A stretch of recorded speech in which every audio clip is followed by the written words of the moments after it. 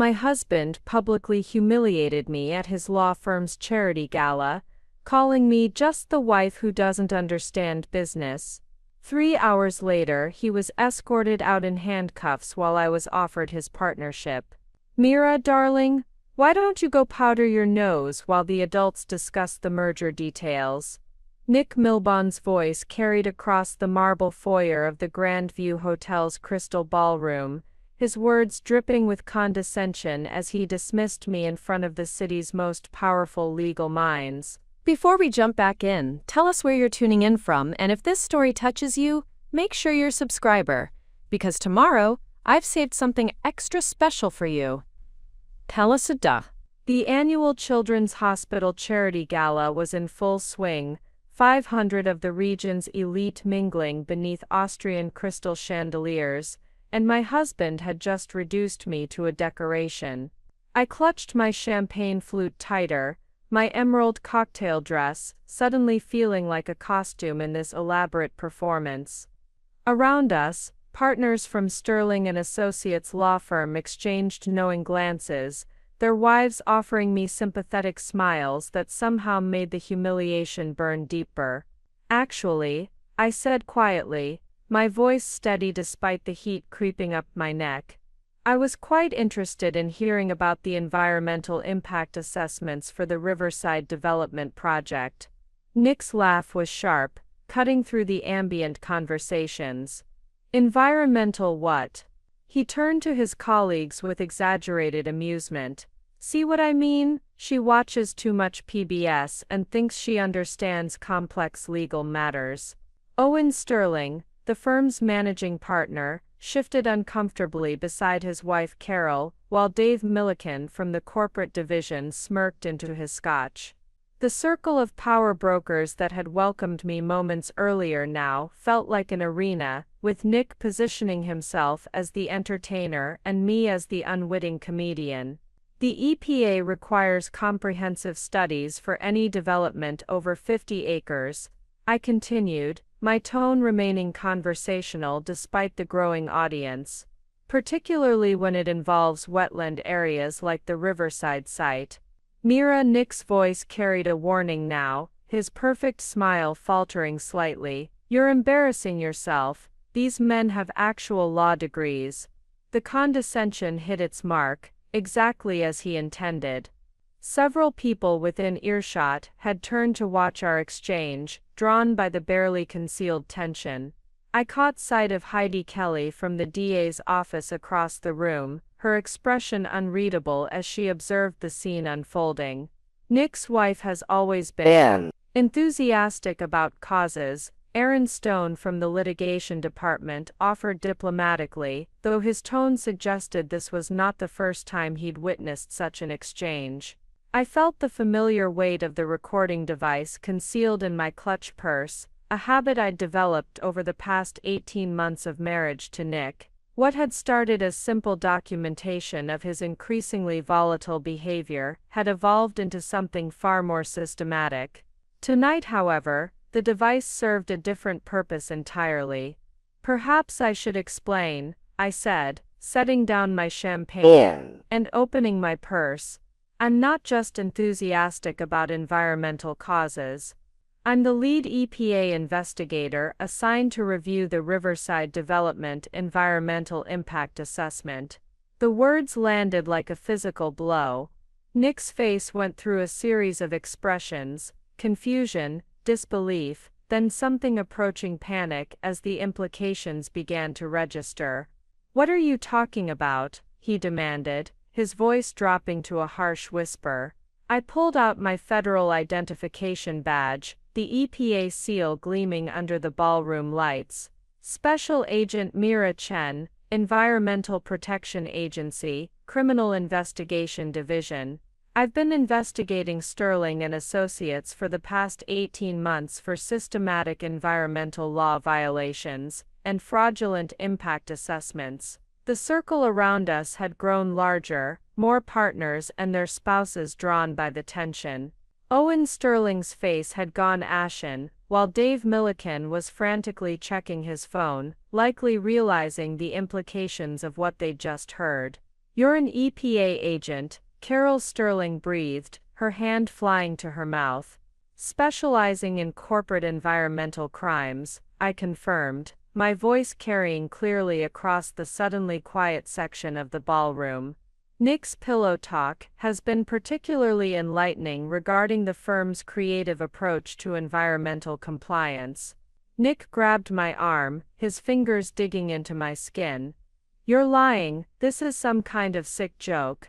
I gently removed his hand from my arm, making sure several witnesses observed his aggressive behavior. The falsified wetland reports for Riverside, the buried soil contamination studies, the bribes to local inspectors. Did you really think Pillow Talk was privileged communication, Nick? That's attorney-client privilege, he sputtered, his legal training kicking in, despite his obvious panic. Between you and your clients, yes, I agreed calmly. But spousal privilege doesn't extend to federal crimes. And you're not my client. Nick, you're my subject. The revelation sent ripples through the gathering crowd. I could see phones being discreetly pulled out, text messages flying as word spread through the ballroom. The charity gala was rapidly transforming into something else entirely. Heidi Kelly had moved closer, no longer just an observer. As an assistant district attorney, she would understand exactly what was happening here. 18 months, Owen Sterling said slowly, the color completely drained from his face. You've been married to one of our associates for 18 months, and you're a federal agent. The marriage is real, I replied, glancing at Nick, who seemed to be struggling to process the magnitude of what was unfolding. My feelings were real, but Nick's complete lack of respect for environmental law, and for me, made this investigation necessary. You used me, Nick whispered, the realization finally hitting him fully. You used yourself, I corrected. Every late-night phone call about buried reports, every boast about outsmarting federal regulators, every casual mention of which judges were in the firm's pocket. You told me everything, Nick. You were so proud of how clever you all were. Dave Milliken had gone pale, clearly calculating which conversations he might have had within my earshot over the past year and a half. Aaron Stone was backing away slowly, as if physical distance might somehow protect him from what was coming. The beautiful charity gala, with its elegant decorations and atmosphere of legal prestige, had become the stage for the opening act of Sterling and Associates' downfall. And Nick, who had started the evening by dismissing me as just the wife who doesn't understand business, was about to learn exactly how much I understood about his business. The recording device in my purse had captured every word of his public dismissal of me, adding one final piece to a puzzle 18 months in the making. But this was just the beginning. The real show was about to start. The silence that followed my revelation lasted exactly 12 seconds. I counted them, watching Nick's face cycle through disbelief, rage, and something approaching terror as the full implications crashed over him like a wave. This is entrapment, he finally managed, his voice cracking slightly. You can't use anything I told you in private. We're married. There are laws about spousal privilege, yes, I interrupted calmly. But those protections don't extend to ongoing criminal conspiracies, and they certainly don't apply when one spouse is actively participating in federal crimes. Owen Sterling stepped forward, his expensive suit unable to mask the panic radiating from every pore. Agent Chen, surely we can discuss this privately. There must be some misunderstanding. Mr. Sterling, I said, pulling out my phone and showing him a photograph on the screen. This is a picture of you shaking hands with County Inspector Marcus Webb last Tuesday at the Riverside construction site. The briefcase you handed him contained $40,000 in cash to overlook the contaminated soil reports. Sterling's knees nearly buckled. How could you possibly have photographic evidence of your bribery? I smiled, scrolling to the next image. Because Special Agent Rodriguez has been documenting your meetings for the past 6 months. Would you like to see the video footage of you instructing your environmental consultants to falsify the wetland boundaries? Preparing and narrating this story took us a lot of time, so if you are enjoying it, subscribe to our channel. It means a lot to us. Now back to the story. Dave Milliken was frantically texting, his fingers flying over his phone screen. I made a mental note to inform the tech team that he was likely trying to delete files or warn other co-conspirators. Dave, I called out pleasantly, I hope you're not attempting to contact anyone about tonight's conversation. Federal agents have been monitoring Sterling and Associates communications since January. Every email, every phone call, every text message has been preserved. His phone clattered to the marble floor. Nick grabbed my shoulders, his grip painful and desperate. Mira, please, think about what you're doing. We're married, we have a life together. We have plans, we had plans, I corrected, gently but firmly removing his hands from my body once again, making sure the growing crowd of witnesses observed his increasingly aggressive behavior. Before I realized that the man I fell in love with was a criminal who views environmental protection as an inconvenience to be bought off. You fell in love with a lie then, Nick snarled, his mask of charm finally slipping completely. You think you know me, you don't know anything about the real world, about how business actually works. Carol Sterling was openly weeping now, the social implications hitting her as hard as the legal ones. Their reputation in this tight-knit community of legal and business elite was evaporating in real time. Actually, Nick, I know exactly how your business works, I said, opening my clutch and pulling out a small recording device. For instance, I know about the Clearwater Shopping Center project, where you buried the asbestos contamination reports. I know about the Heritage Park development, where you falsified the archaeological impact study. And I know about Judge Harrison's summer house that your firm financed in exchange for favorable rulings on environmental challenges. Aaron Stone had gone completely white.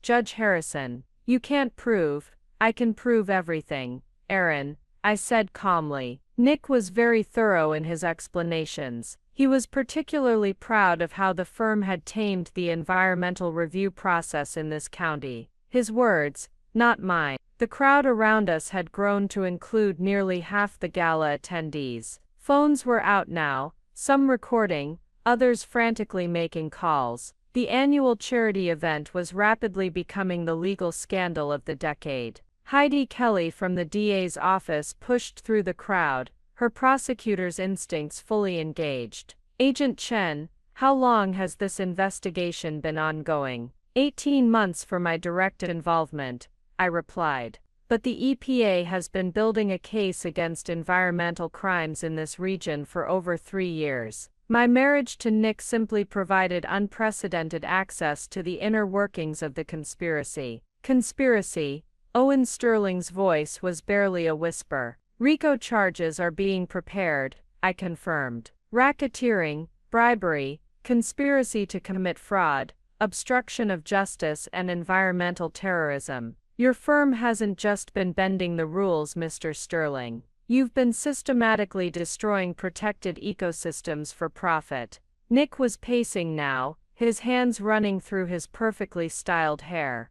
This is insane. You can't destroy my entire career over some wetland permits. Do you know how many jobs our developments create? How much revenue we bring to this community? I know exactly how much money you've made, I said quietly. And I know exactly what it's cost. The Riverside development alone has contaminated the groundwater for 6 miles downstream. Families are drinking poisoned water because your environmental reports were fabricated. The weight of that statement settled over the crowd like a physical presence. These weren't abstract legal violations anymore. These were crimes with real victims, real consequences for real people. Children have been getting sick, I continued, my voice carrying clearly across the now silent ballroom. Cancer clusters in neighborhoods downstream from your developments. Birth defects linked to chemical contamination. Your profits have a body count, Nick.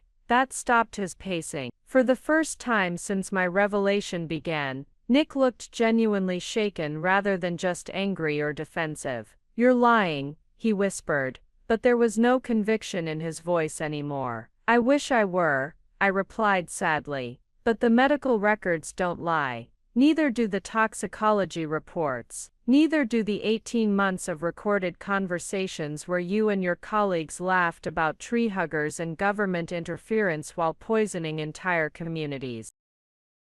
The charity gala, intended to raise money for the Children's Hospital, had become a stark reminder of why that hospital might be seeing more young patients than it should. Owen Sterling straightened his tie with shaking hands, falling back on lawyer instincts even as his world collapsed. "Agent Chen, we'll need to see warrants. We'll need to verify your credentials. We'll need—" "Mr. Sterling," I interrupted gently, "federal agents are executing search warrants at your offices right now. They've been waiting for my signal all evening." I pressed a button on my phone, and within 30 seconds the ballroom's main doors opened. Special Agent Maria Rodriguez entered, followed by a team of federal agents in dark suits. "Ladies and gentlemen," Agent Rodriguez announced, her voice carrying across the stunned crowd, "we need to speak with Owen Sterling, Nicholas Milburn, David Milliken, and Aaron Stone. You have the right to remain silent." The charity gala had become an arrest scene. And Nick, who had started the evening dismissing me as someone who doesn't understand business, was about to learn exactly how much I understood about his business. The federal agents moved through the ballroom with practiced efficiency, but I noticed something the panicking lawyers missed. This wasn't a surprise raid. Every step was choreographed, every movement planned down to the smallest detail. Agent Rodriguez caught my eye and gave an almost imperceptible nod. Phase 2 was beginning exactly on schedule. "Wait," I called out as the agents approached Nick and his colleagues. "Before you arrest them, I think there's something else they should hear." Rodriguez paused, understanding immediately. The crowd pressed closer, drawn by morbid fascination, as the city's legal elite found themselves at the center of a federal investigation. I pulled out my phone again, scrolling to a specific recording. "Nick, remember last month when you thought I was asleep? You had that late-night call with someone about the Riverside Project. You were laughing about how the EPA was too stupid to figure out your system." Nick's face went ashen. "Mira, don't. I think everyone should hear this," I continued, pressing play. Nick's voice filled the ballroom through my phone's speaker, tinny but unmistakably clear. "The EPA morons actually think we did legitimate soil testing. If they only knew Webb just took photos of random dirt samples from across town. We saved $500,000 on actual testing, and these government idiots will never figure it out." Another voice responded. "Owen Sterling, what about your wife? Doesn't she work for some environmental group?" Nick's laughter was cruel and dismissive. "Mira, she volunteers for some tree-hugging charity, completely clueless about real environmental law. Sometimes I tell her about our cases just to watch her get all worked up about protecting wildlife. It's actually pretty entertaining." The recording continued with more damning details, but I stopped the playback and looked directly at Nick. His charming facade had completely crumbled, replaced by raw desperation. "You recorded our private conversations," he whispered, the betrayal evident in his voice. "I recorded criminal confessions," I corrected. "There's a difference." Owen Sterling was clutching his chest, looking like he might have a heart attack. "That was a privileged conversation between attorneys. Actually, Mr. Sterling," Agent Rodriguez interjected, "that conversation took place at Agent Chen's residence, which has been under federal surveillance as part of this investigation. Your privilege doesn't extend to criminal conspiracies discussed in a monitored location." Dave Milliken finally found his voice, though it came out as a croak. "Monitored? For how long?" 18 months, I replied calmly. Every conversation, every phone call, every meeting. Did you really think I was just the clueless housewife Nick painted me as? Carol Sterling looked at me with something approaching awe. You've been undercover this entire time. Not exactly, I said, and this was where the real twist would land. I wasn't initially undercover. I really did marry Nick because I loved him. But 3 months into our marriage, when he started bragging about falsifying environmental reports, I made a choice. The ballroom had gone completely silent, except for the soft classical music still playing from the sound system, creating a surreal soundtrack to the legal drama unfolding. I contacted the EPA's Criminal Investigation Division and volunteered to become an informant. I continued. Everything since then has been documented, recorded, and verified. Every crime Nick confessed to, every bribe he described, every environmental law they violated. It's all admissible evidence because I was acting as a federal agent. Nick staggered backward as if I'd physically struck him. You turned me in. Your own husband. You poisoned children, Nick, I said quietly. You contaminated drinking water for profit. You destroyed protected wetlands to build shopping centers. What did you expect me to do? Stand by and let you continue? Aaron Stone, who had been silent throughout most of the confrontation, suddenly stepped forward. You can't prove intent. We relied on environmental consultants. If their reports were flawed, Aaron, I interrupted, pulling up another recording on my phone. Would you like me to play the conversation where you instructed Ecological Solutions Inc. to find a way around the wetland designations for the Heritage Park project? The one where you specifically told them you didn't care if they had to falsify the species count. His mouth snapped shut.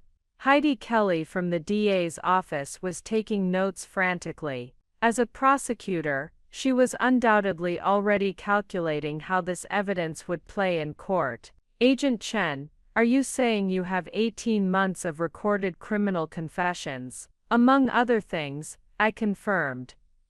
Nick was particularly talkative after a few drinks. He loved explaining how much smarter he was than federal regulators. He had quite a few stories about other lawyers in the city who were running similar schemes. The implication sent ripples through the crowd. This wasn't just about Sterling and Associates. This was potentially about the entire legal community's approach to environmental law. Owen Sterling made one last desperate attempt to regain control. Even if that's all true, you entrapped my associates. This was an illegal operation, Mr. Sterling. Agent Rodriguez stepped forward. Agent Chen was acting under the direct authority of the Environmental Protection Agency and the Department of Justice. Everything she did was legally authorized and supervised. Your associates entrapped themselves by committing federal crimes and then confessing to them.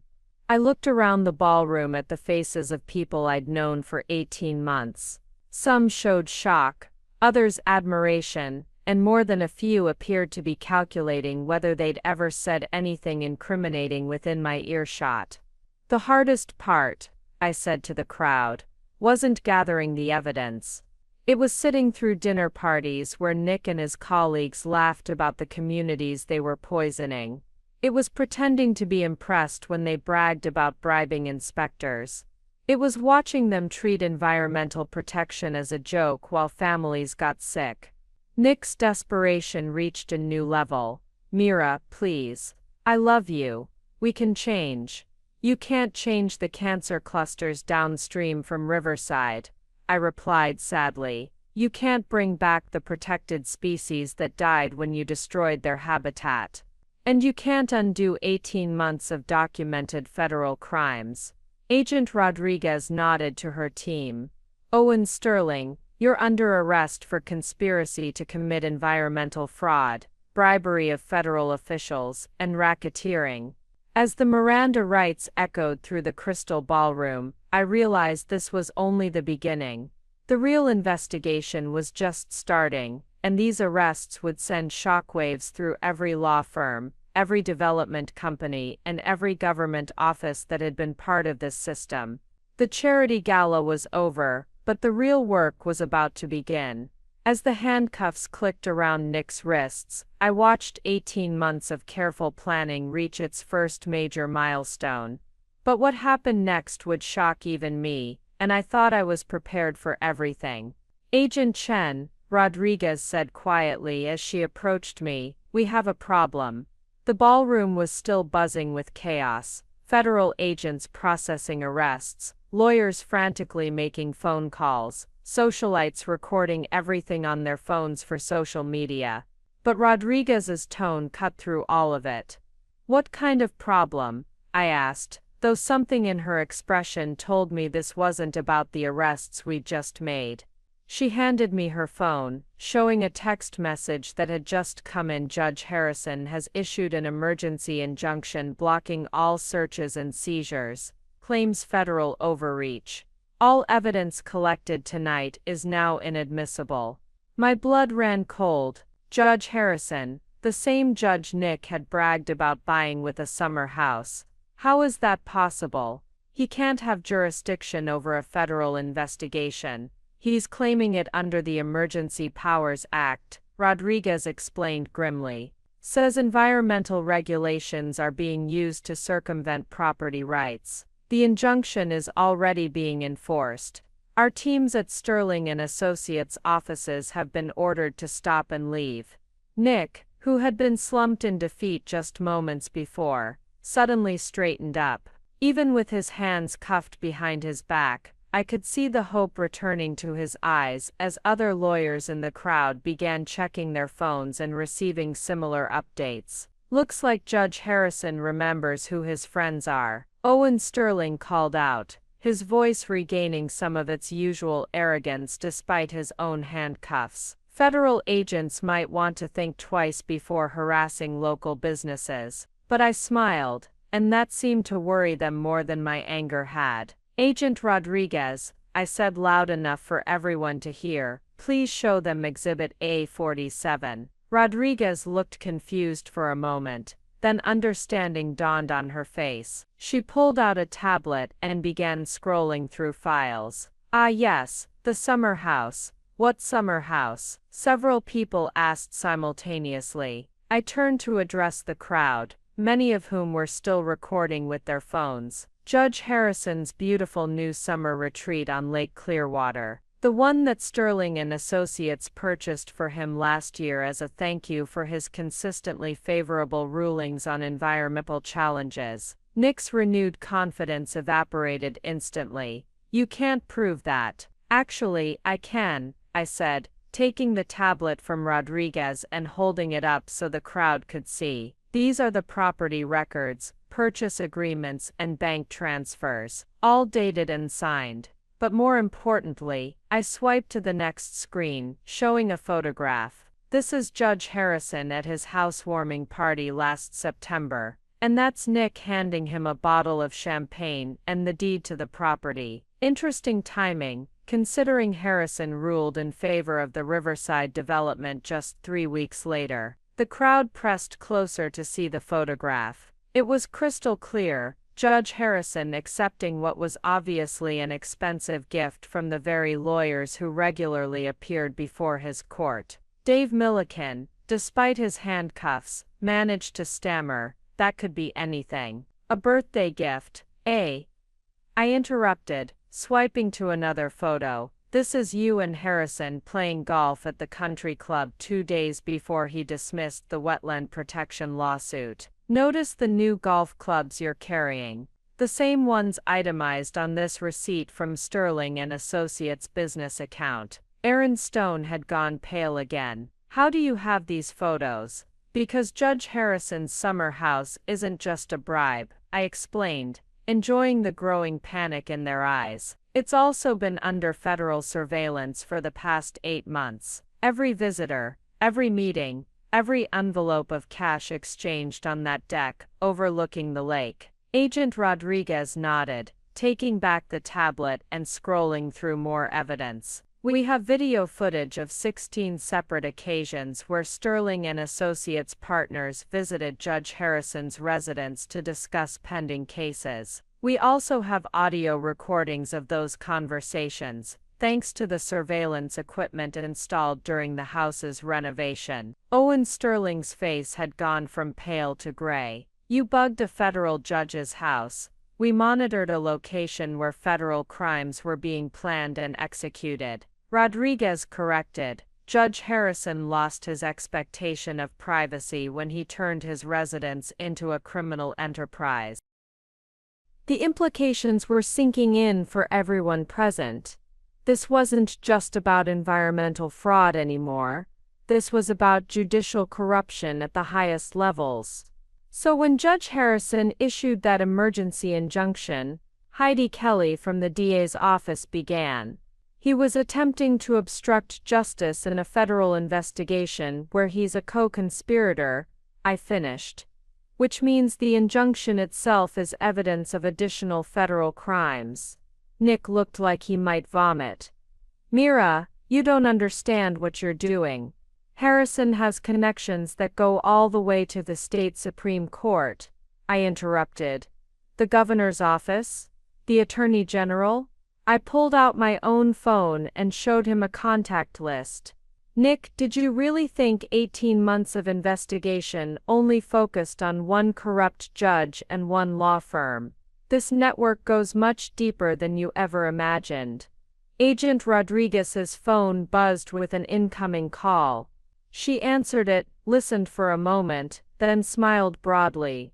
That was the U.S. Attorney's office, she announced to the crowd.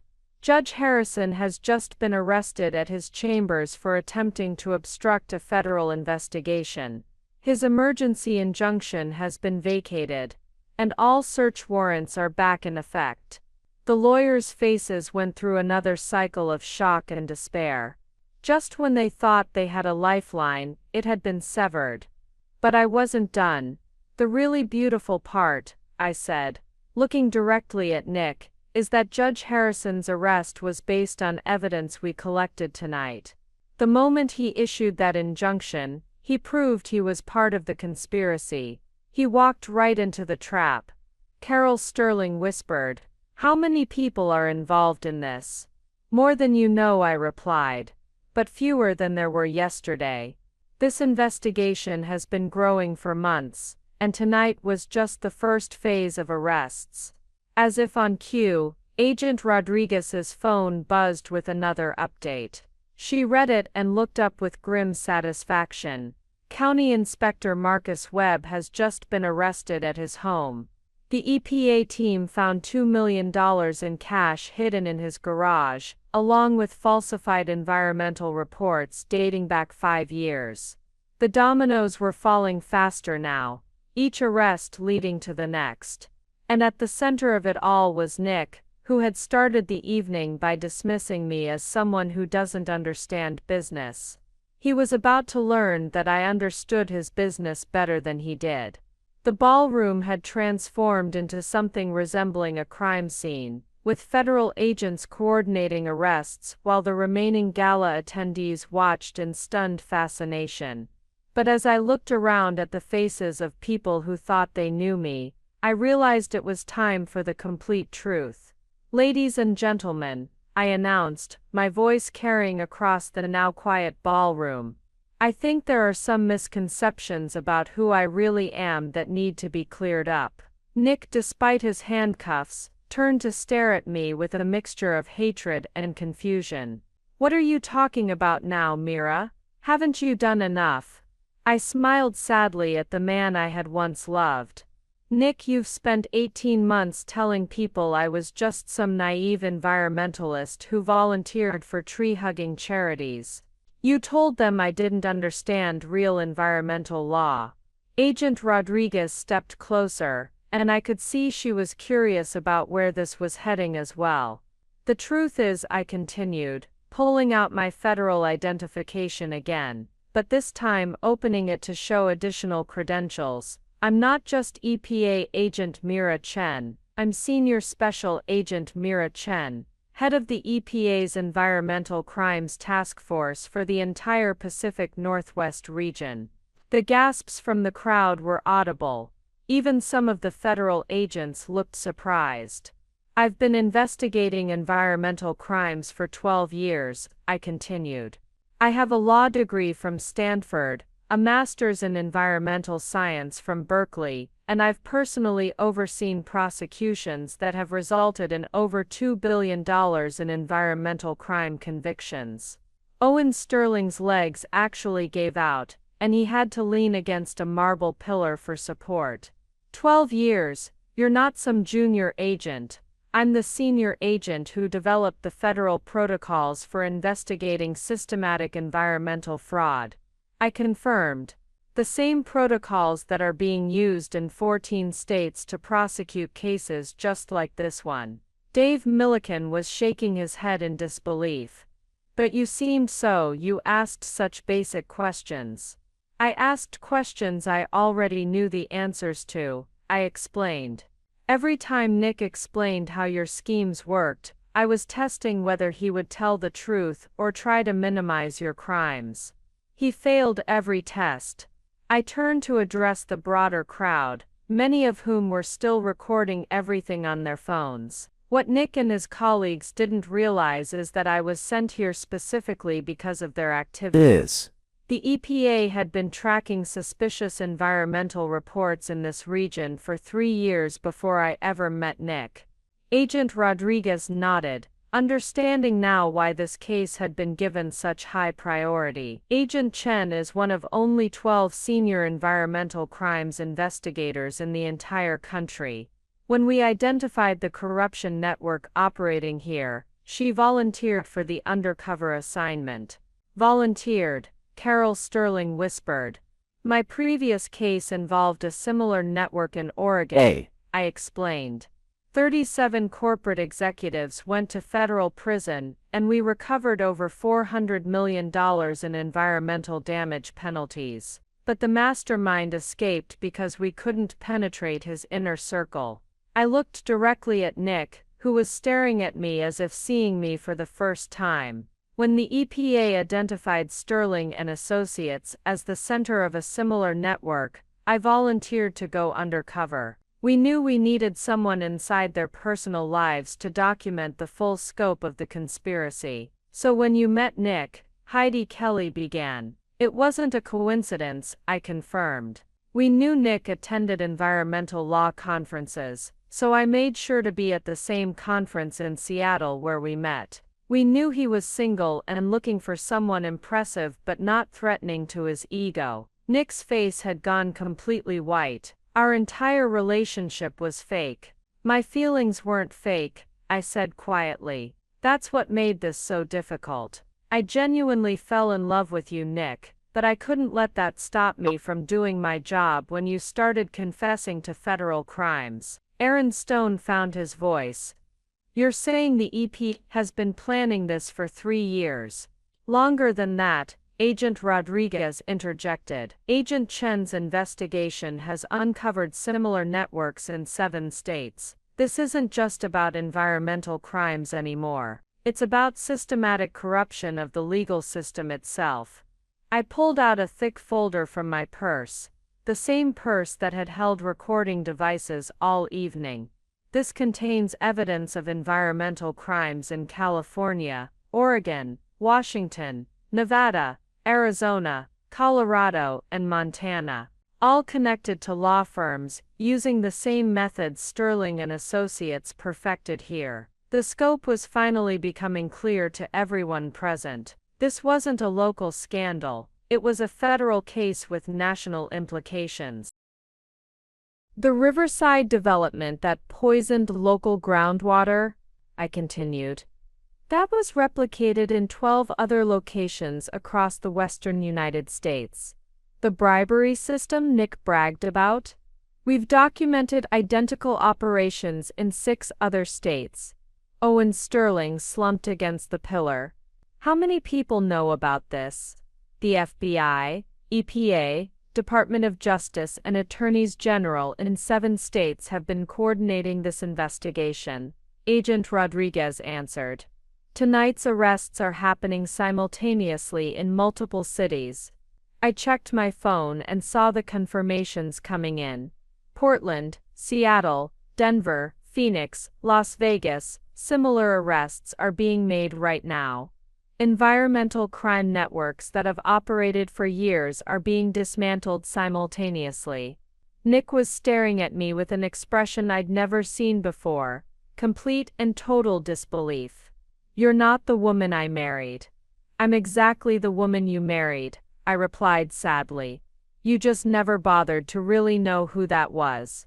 You were so convinced of your own superiority that you never asked about my background, my education, or my career before we met.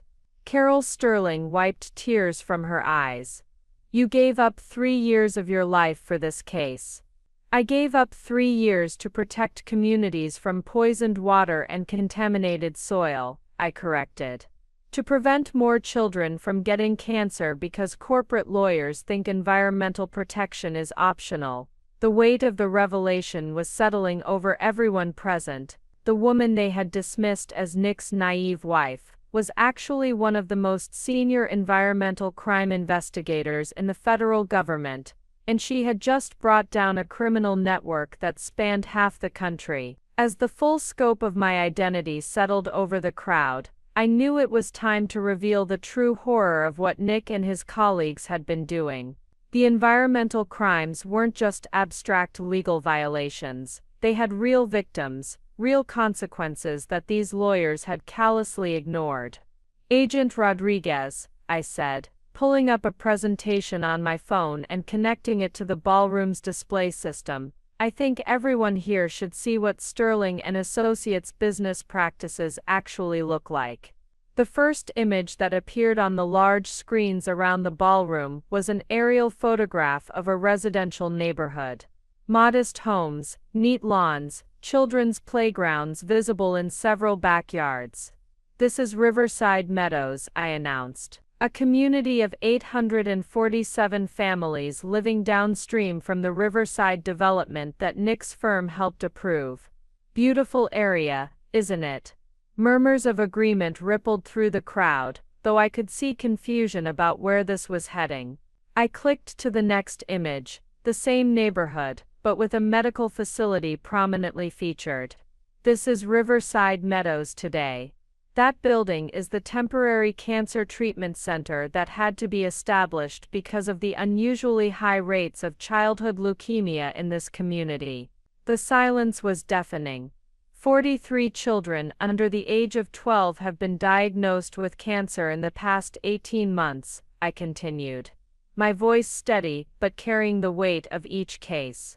The groundwater contamination from the Riverside development, the contamination that Nick's falsified environmental reports claimed didn't exist, has been linked to every single case. Nick tried to interrupt. You can't prove that connection. Actually, Nick, we can. I clicked to the next slide, showing medical charts and toxicology reports.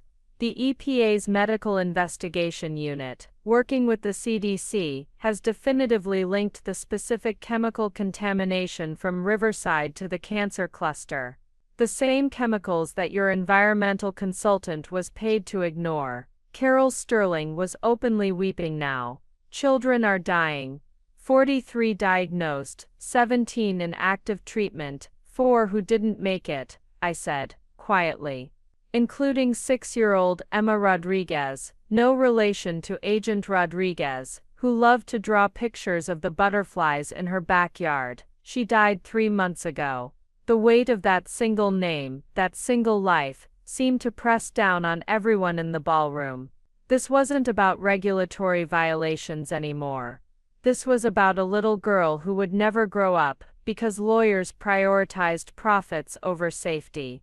I clicked to the next image, a photograph of a young girl with bright eyes and a gap-toothed smile, holding a crayon drawing of colorful butterflies. Emma's mother, Patricia Rodriguez, is here tonight, I announced. She's been working with our investigation, providing medical records and testimony about how the contamination affected her family. A woman stepped forward from the crowd. I hadn't noticed her before, but she had been quietly observing from the back of the ballroom. Her eyes were red with recent tears, but her expression was determined.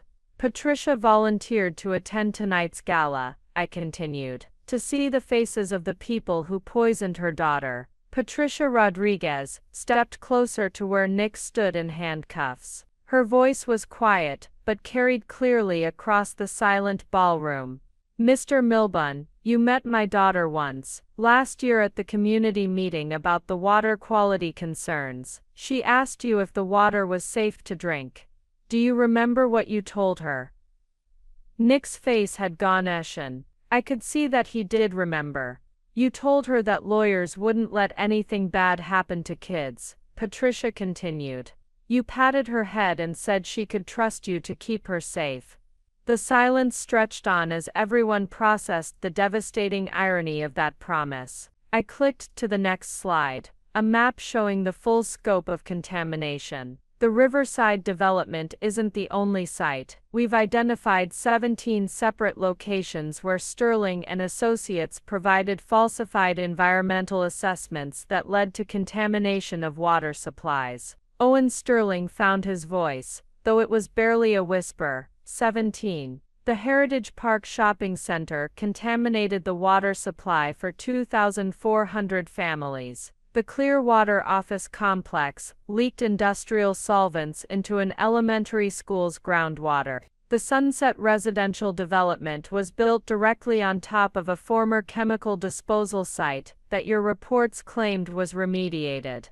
I paused to let the scope sink in. In total, we estimate that over 15,000 people have been exposed to dangerous levels of contamination due to environmental reports that Sterling and Associates knew were falsified.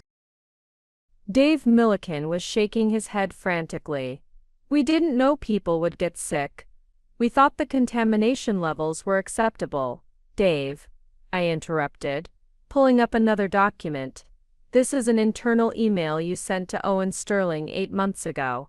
You wrote, and I quote, "The soil contamination at Heritage Park is off the charts, but if we bury this report, we can close the deal and worry about the health consequences later." His mouth snapped shut. Aaron Stone tried a different approach. Those were just business decisions. We couldn't have known. Aaron, I said, displaying another email, this is your message to the environmental consulting firm working on Clearwater. You specifically instructed them to find lower contamination numbers or find a new job. When they refused, you hired a different firm and had them falsify the results. I looked around the ballroom at the faces of people who were finally understanding the true scope of what they had witnessed. This wasn't just white-collar crime. This was systematic poisoning of entire communities. The pattern is always the same, I explained. Identify a development site with environmental problems, find consultants willing to falsify reports for money, bribe inspectors to overlook obvious violations, rush the projects through before anyone can investigate properly. Patricia Rodriguez spoke again. My daughter trusted you to keep her safe. Every child in our neighborhood trusted the adults to protect them. Nick looked like he might collapse. The weight of those trusting eyes, those small voices asking if the water was safe, seemed to be crushing him. But I wasn't finished revealing the pattern yet. The emotional weight of Patricia Rodriguez's testimony had settled over the ballroom like a shroud, but I needed everyone to understand that tonight's revelations were the result of years of meticulous planning, not a spontaneous investigation. What you've witnessed tonight, I began, moving away from the screens showing contamination sites, represents the culmination of the most complex environmental crime investigation in EPA history. The planning began long before I ever met Nick. Agent Rodriguez stepped forward with a timeline displayed on her tablet. The EPA first identified suspicious patterns in environmental reporting in this region 4 years ago. Unusually high approval rates for developments in protected areas, consistently favorable toxicology reports, despite obvious contamination, and a network of environmental consultants who seemed to specialize in finding acceptable levels of dangerous chemicals. I nodded, pulling up my own documentation. The breakthrough came when we realized that similar patterns were emerging in 7 different states, all following the same methodology. Law firms would identify potentially profitable but environmentally problematic sites, then systematically circumvent environmental protections through falsified reports and bribery. Owen Sterling, despite his handcuffs, found his voice. "You're saying this investigation has been going on for 4 years?"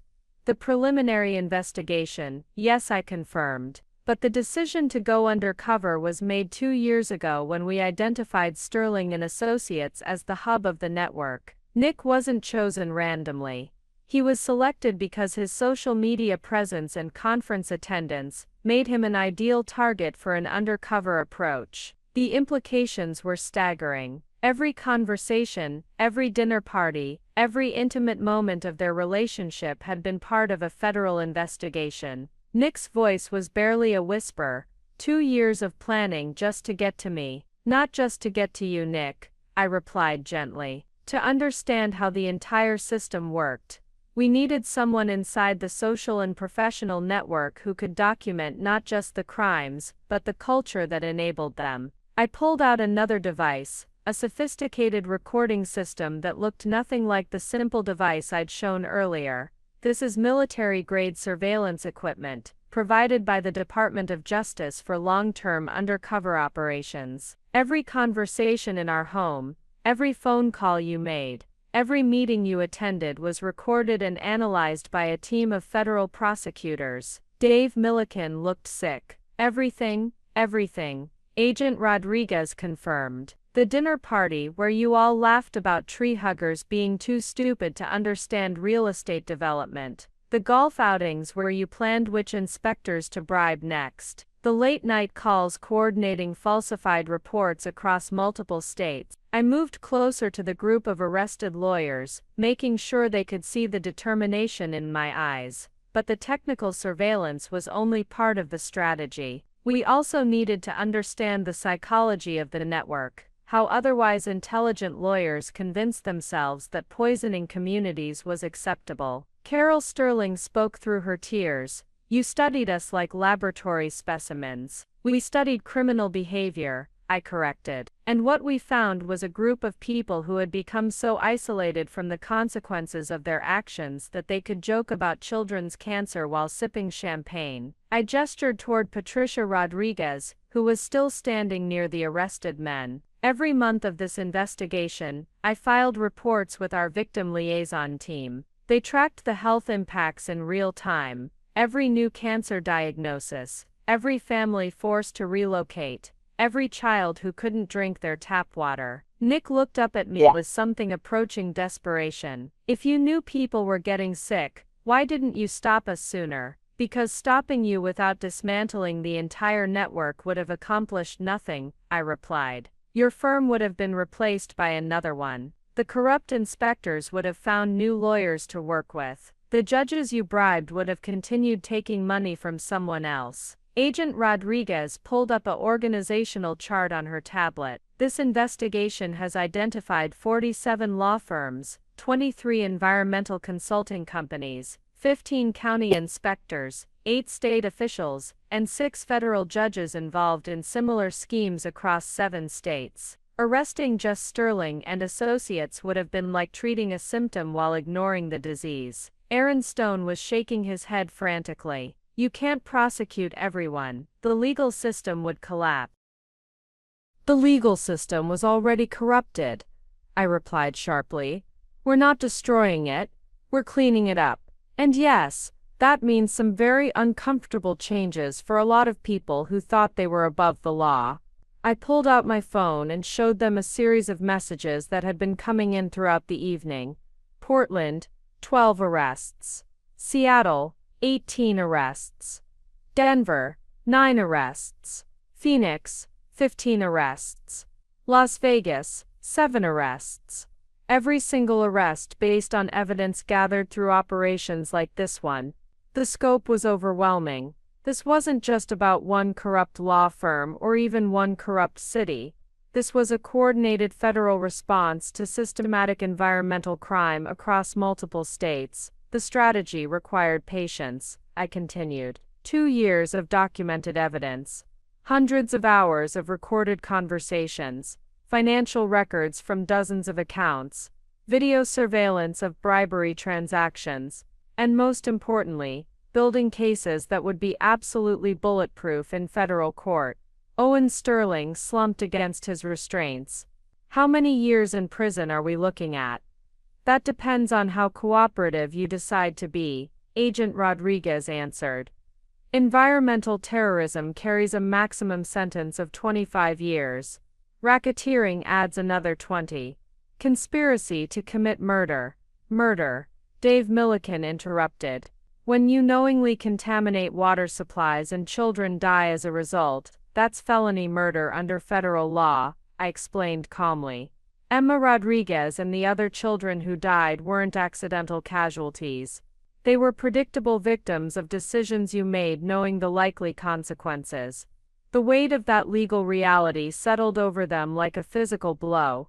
They had thought they were clever businessmen bending environmental rules. They were actually facing potential life sentences for environmental terrorism and murder. But the strategy had required one more element that I hadn't yet revealed. The ballroom had become eerily quiet except for the soft sounds of federal agents coordinating with their teams across multiple states. But I needed everyone to understand why this investigation had become so personal for me, why I had been willing to sacrifice years of my life to expose this network. Before I met Nick, I began, my voice carrying a weight of memory. I worked a case in Oregon that changed everything for me. It was called the Blackwater River Investigation. I pulled up a photograph on the display screens. A river that should have been crystal clear but ran dark with contamination. 3 years ago, Cascade Environmental Solutions, a law firm very similar to Sterling and Associates, helped a chemical company build a processing plant upstream from the town of Millbrook. Agent Rodriguez stepped closer, understanding that this was the personal foundation of everything we had accomplished tonight. The environmental impact reports claimed the plant would have minimal effect on local water quality. I continued. Local families were assured that the most advanced filtration systems would prevent any contamination. Children swam in the Blackwater River every summer. Families had been drinking from private wells fed by the same aquifer for generations. Nick was staring at me with growing comprehension. You've done this before. I led the investigation, I confirmed. But we arrived too late. By the time the EPA was called in, the contamination had been ongoing for 8 months. 47 families had been exposed to industrial chemicals at levels that were catastrophic. The silence stretched as everyone processed the implications. 12 children died, I said quietly. Not over months or years, within 6 weeks of our investigation beginning. The chemical exposure was so severe that it caused rapid organ failure in developing bodies. Carol Sterling gasped, covering her mouth with her hands. But the worst part, I continued, wasn't the deaths. It was discovering that Cascade Environmental Solutions knew about the contamination from day one.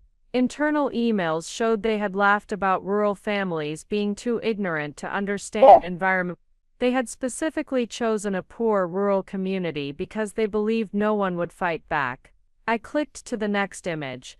A courtroom photograph showing lawyers in expensive suits standing confidently while families in their Sunday best sat in the gallery, many holding photographs of deceased children. We had evidence. We had witnesses. We had scientific proof of causation, I said, my voice hardening. But Cascade Environmental Solutions had something more powerful, a network of corrupt judges, bought inspectors, and a legal system that protected corporate interests over human lives. Dave Milliken was shaking his head. What happened? The case was dismissed on a technicality, I replied bitterly. The lead partner at Cascade Environmental Solutions, a lawyer named Marcus Webb, no relation to your inspector, had paid off the judge. The family's wrongful death lawsuits were thrown out. The chemical company was fined $12,000 and allowed to continue operating. The amount was so absurdly small compared to the human cost that several people in the crowd made sounds of disbelief. $12,000, I repeated. For 12 dead children. Webb personally made more money that week than the fine his client paid for killing those kids. Owen Sterling's voice was barely audible. Did he go to prison? He was promoted to senior partner, I said.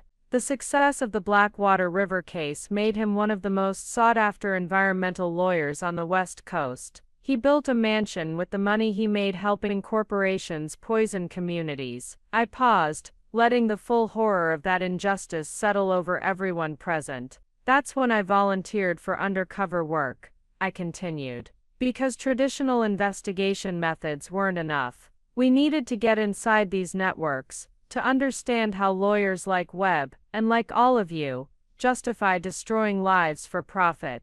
Nick's voice cracked. So this was always about revenge. This was about preventing another Blackwater River, I corrected. About making sure that families like the ones in Millbrook never have to bury their children because lawyers think environmental protection is optional. I clicked to another image. A memorial garden with small headstones, each bearing the name and photograph of a child who had died from chemical exposure.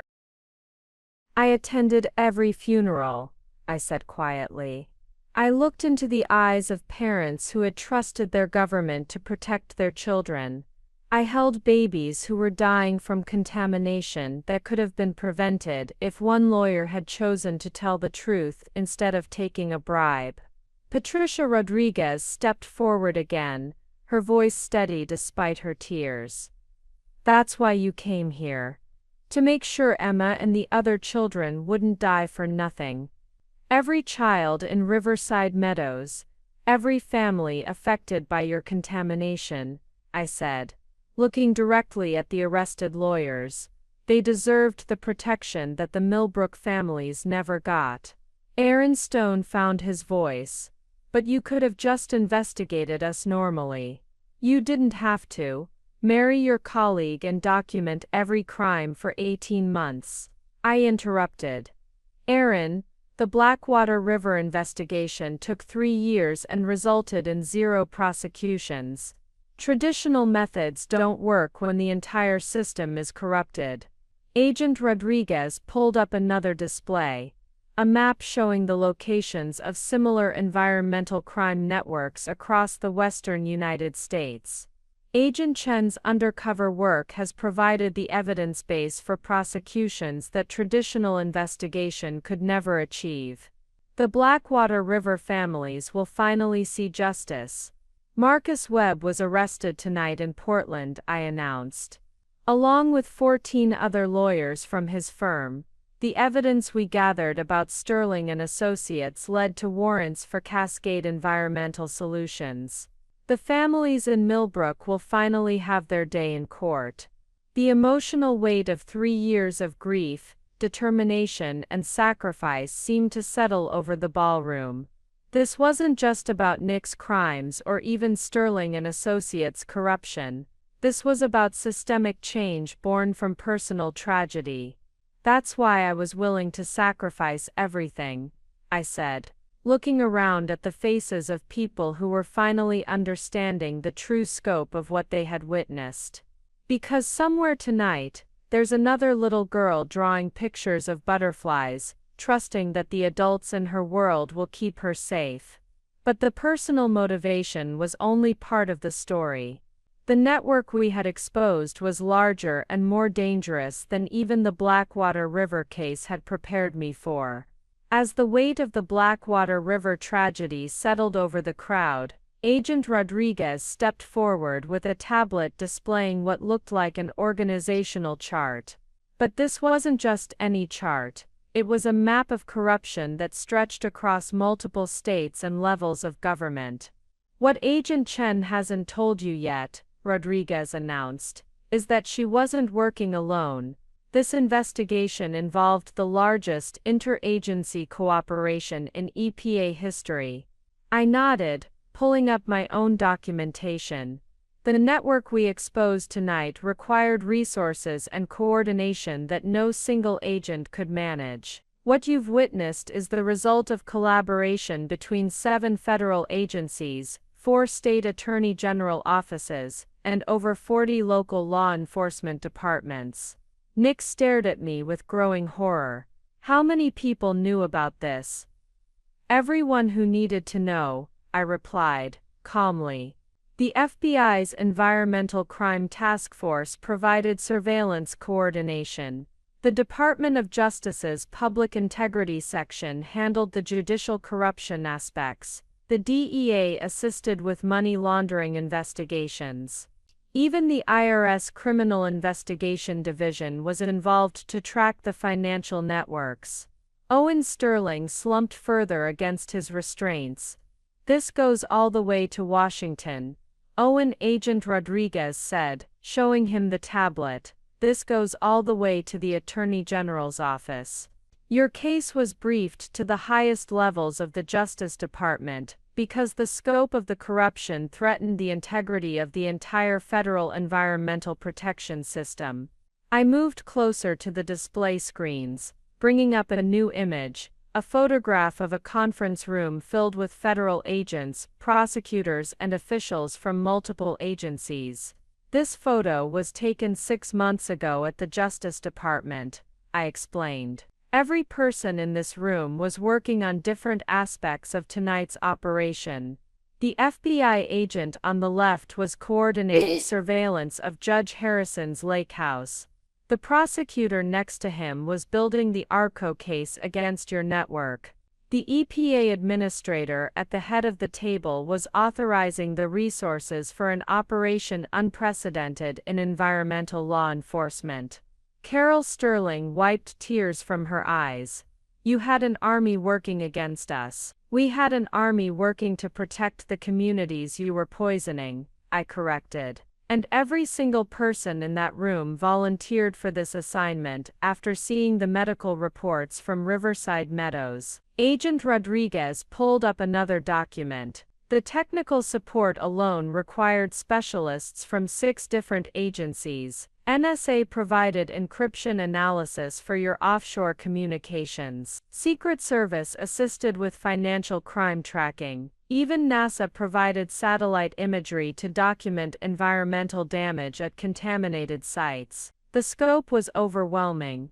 Dave Milliken found his voice. Why didn't anyone leak this? Investigations this big always have leaks, because everyone involved had seen the photographs of dead children, I replied quietly. When you're working to prevent more kids from dying of cancer, operational security becomes personal. I clicked to the next image.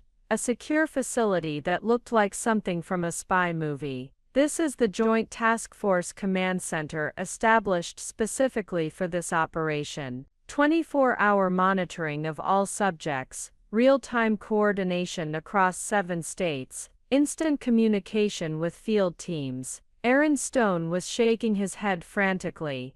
You're talking about massive federal resources. Why was this case worth all that? Agent Rodriguez answered before I could. Because environmental terrorism cases like this one set precedents for how the federal government responds to systematic poisoning of American communities. The Attorney General made it clear that no expense would be spared to ensure these prosecutions succeed. I pulled up another photograph. A meeting between federal officials and community leaders.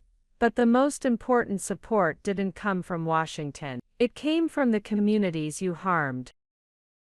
The image showed Patricia Rodriguez and dozens of other parents, all holding photographs of their sick children. Every family affected by your contamination was contacted by our victim advocacy team, I continued. They provided medical records, testimony, and most importantly, the motivation for everyone working this case to see it through. Patricia Rodriguez stepped forward again. Agent Chen, tell them about the support groups. I nodded, pulling up another image. A community center filled with families. We established support networks in every affected community. Parents whose children were sick, families who had lost loved ones, elderly residents whose life savings were spent on medical bills because of contamination you caused. Nick looked like he might be sick. How many families? Over 400 families, across 17 contaminated sites, I replied. Each one provided evidence, testimony, and documentation of how your crimes affected their lives. I clicked to a new display showing medical records and financial documents. The community support network also helped us understand the full scope of your crimes. Families shared medical bills, insurance claims, and documentation of property value losses due to contamination. Owen Sterling whispered, "Property values. When groundwater is contaminated, homes become worthless," Agent Rodriguez explained. "The economic damage from your environmental crimes exceeds $200 million. That's not counting medical costs or wrongful death claims." I pulled up a map showing affected areas. But the communities provided more than evidence. They provided witnesses. Over 300 people are prepared to testify about how Sterling and Associates' crimes affected their families. The number was staggering. 300 witnesses meant 300 personal stories of loss, illness, and betrayal. "The hardest part of this investigation," I said, looking around at the faces of people who were finally understanding the human cost of environmental crime, wasn't gathering evidence or maintaining my cover. It wasn't attending community meetings where parents begged for help while their children got sicker. I clicked to a final image, a packed auditorium, where I was speaking to a crowd of concerned families. This photo was taken 8 months ago at a public hearing about water quality in Riverside Meadows. I continued. "I'm testifying as Agent Chen, supposedly representing the EPA's investigation into contamination reports. But what these families didn't know was that I was also gathering evidence from my marriage to Nick about how the contamination was deliberately covered up. The irony was devastating. While I was publicly promising these families that justice would come, I was privately documenting the crimes that had poisoned their children. Every resource, every agency, every person involved in this operation was motivated by one thing," I concluded. "Making sure that the communities you harmed would finally see justice." But even with all that support, the network we were fighting had resources of their own. Agent Rodriguez approached the main display screen with a tablet that contained what would become the prosecution's most devastating weapon. A comprehensive database of evidence that had taken 18 months to compile. "Ladies and gentlemen," she announced to the still stunned crowd, "what you're about to see represents the most thorough documentation of environmental crimes in federal law enforcement history." I watched Nick's face as the first screen appeared, a digital filing system with thousands of organized documents, recordings, photographs, and financial records. Every conversation Nick had in our home was recorded and transcribed, I explained, scrolling through hundreds of files. Every phone call he made was documented. Every meeting he attended was surveilled. Every document he brought home was photographed and analyzed. The sheer volume was overwhelming. Owen Sterling stared at the screen with growing horror.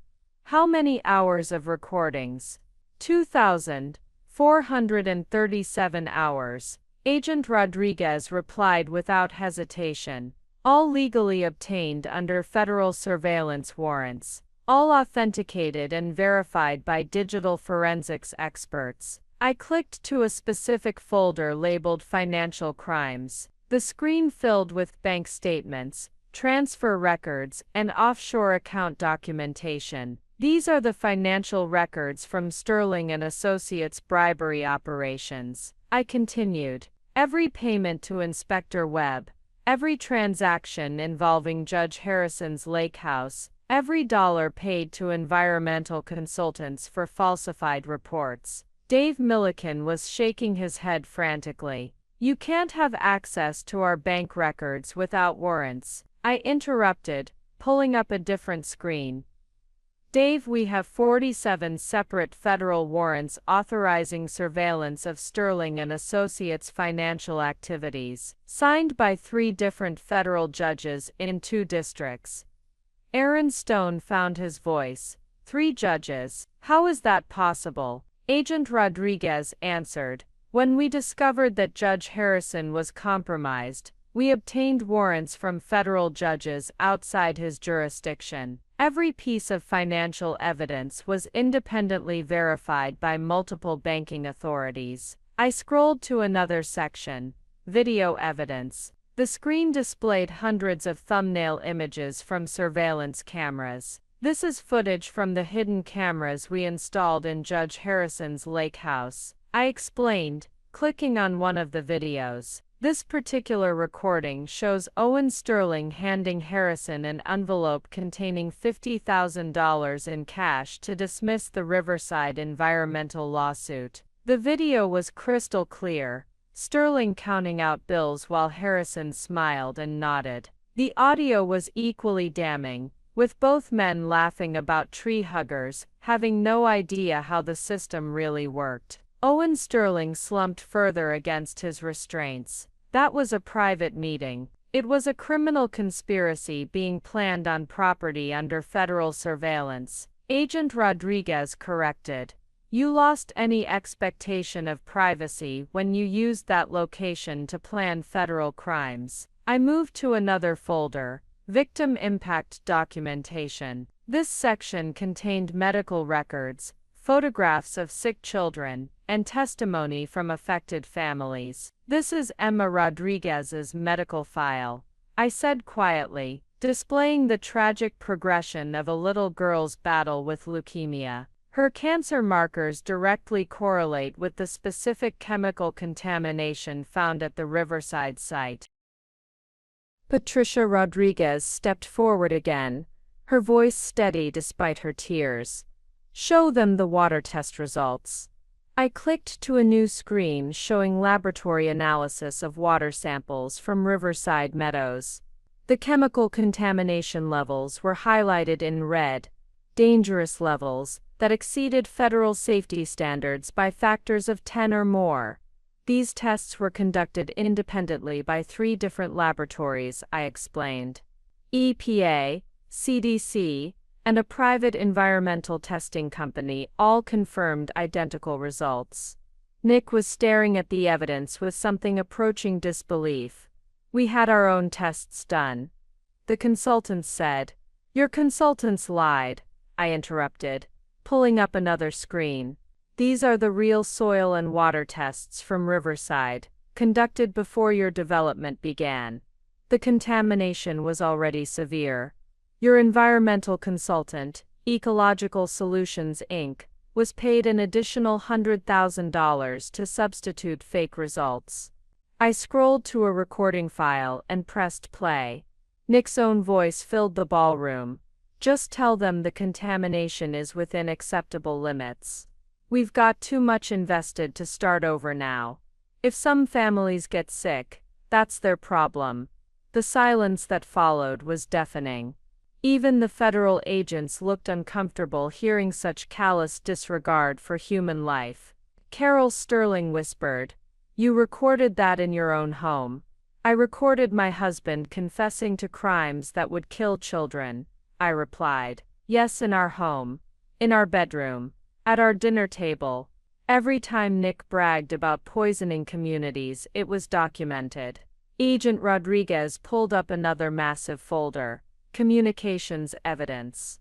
This contained thousands of emails, text messages, and phone records. This is the Digital Communications Archive, she explained. Every email Sterling and Associates sent about environmental cases. Every text message coordinating bribes. Every phone call planning falsified reports. I clicked on a specific email thread between Owen Sterling and Dave Milliken. The subject line read, "Riverside cleanup costs. Bury this." This email chain shows you calculating that it would cost $12 million to properly remediate the Riverside contamination. I read aloud. Your conclusion was that it would be cheaper to pay bribes and falsify reports than to actually clean up the site. Dave Milliken looked like he might vomit. That was just we were exploring options. You were choosing profits over children's lives, I said sharply. The next email in this thread has you joking about acceptable losses in the community if contamination caused health problems.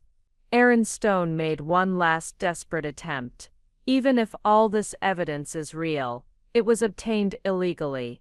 Spousal surveillance, hidden cameras. Aaron Agent Rodriguez interrupted. Every piece of evidence was obtained under properly executed federal warrants.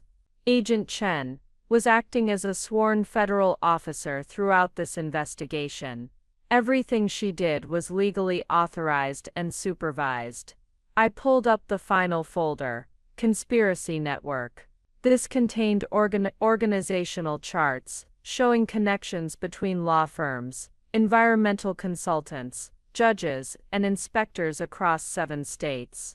This is the complete network map, I announced. 47 law firms using identical methods. 23 environmental consulting companies providing falsified reports. 15 judges taking bribes to dismiss environmental lawsuits. 8 state officials providing regulatory protection in exchange for campaign contributions. The scope was staggering. This wasn't just about Sterling and Associates anymore. It was about a systematic corruption of environmental protection across multiple states. The evidence mountain doesn't just convict you, I concluded, looking at the 4 arrested lawyers. It provides the foundation for prosecuting the entire network. But there was one more revelation that would show them just how deep the corruption went. As the overwhelming scope of evidence settled over the ballroom, I noticed something in Nick's expression that I recognized from 18 months of marriage, the calculating look he got when he was planning something desperate.